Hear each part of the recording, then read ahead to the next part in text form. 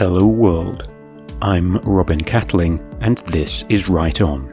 Join me in my author journey as I delve into the craft of writing, bringing you tools, tips and lessons learned the hard way so you don't have to.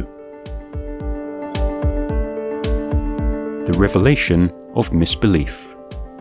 Book 1 stalled for a while because I didn't know how to handle the revelation of misbelief. In my defense, I didn't acknowledge the place of misbelief in storytelling. Instead, I fixated on the character's core wound. The core wound is useful for backstory. It can also fuel conflict, but it doesn't catalyse change. And change is what story is about. Jovanka's core wound is the loss of her mother at the hands of her brutish, violent, vain father. It colours her relationships, it sets the tone for her life, part of who she is. It doesn't bring about change. Carrying a core wound while everything else remains the same does not change a character's values, perspectives, or beliefs. Uncovering a character's misbelief, however, fuels change. In all but the final draft of Book 1, I neglected Jovanka's misbelief. Underwritten to the point it disappeared, the revelation of misbelief drives the entire third act, and I almost missed it.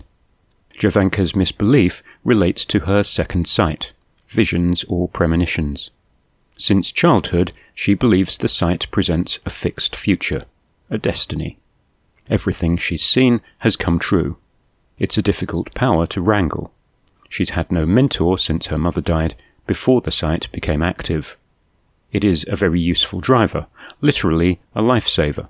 She sees threats before they happen and can react accordingly. The downside is that Jovanka lacks free will.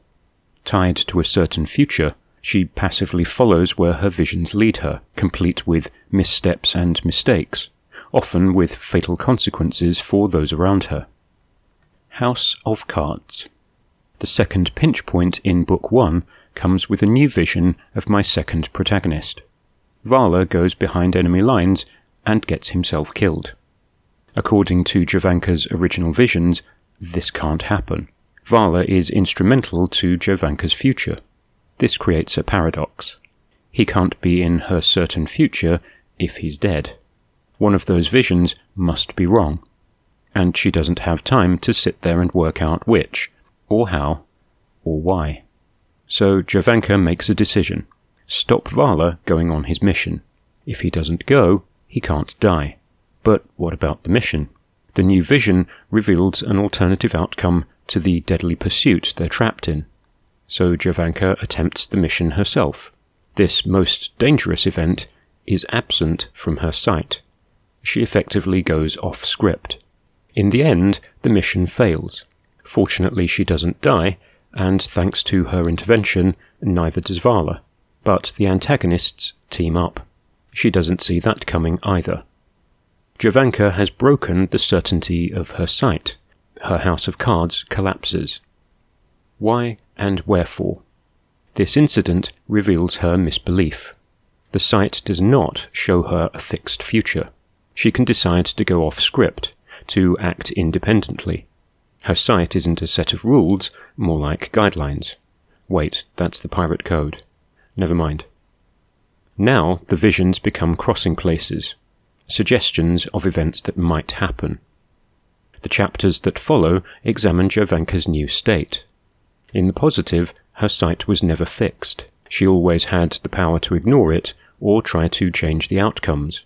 In the negative, she feels responsible for the deaths of people she lost. Could she have warned them and avoided their deaths, or changed course to avoid the threat entirely? This plays havoc with cause and effect. To this point, her visions played out like time travel. She sees a thing in a future due to happen. If she changes course, the future doesn't happen, so how can she see it? Fortunately, this is fantasy, not science. And besides, thanks to Marvel and DC, we all now know what a multiverse is. Missing link. The trouble is, none of the drafts of Book 1 delved into this. Jovanka diverted Vala from the stupid suicide mission and took it on herself. Her sight was broken, but never explained. The consequences were barely explained, and the needless sacrifice of those she could have saved wasn't even a moral dilemma. Somehow, I missed the point. Arc of change. We're on the home straight. The final rewrites either side of this pinch point make things much clearer. Pre-pinch, Jovanka's visions and the fates of others are explicit and inevitable. Post-pinch, the mistaken belief in a fixed future fills her with horror. She cannot rely on visions as fixed points in time. Decision-making and empowerment come to the fore. Fear, uncertainty and doubt dominate to the end of the book. And the benefits at the end of the book? This gives the character a much more satisfying arc of change. Jovanka moves from passivity to proactivity. There's plenty of room for doubt, delay and disaster. She doesn't really know what to do with her premonitions once she knows they're unreliable. As a plot device, the sight becomes more mysterious and uncertain and brings much more scope for inciting incidents. For the reader, this makes Jovanka much more interesting, much more flawed, and much more human. Her fear, uncertainty, and doubt offset her previous competence. Like the rest of us, she moves from childhood passivity to adult decision-making, but with a wilder set of conditions and assumptions raising the stakes. That's how you handle the revelation of misbelief.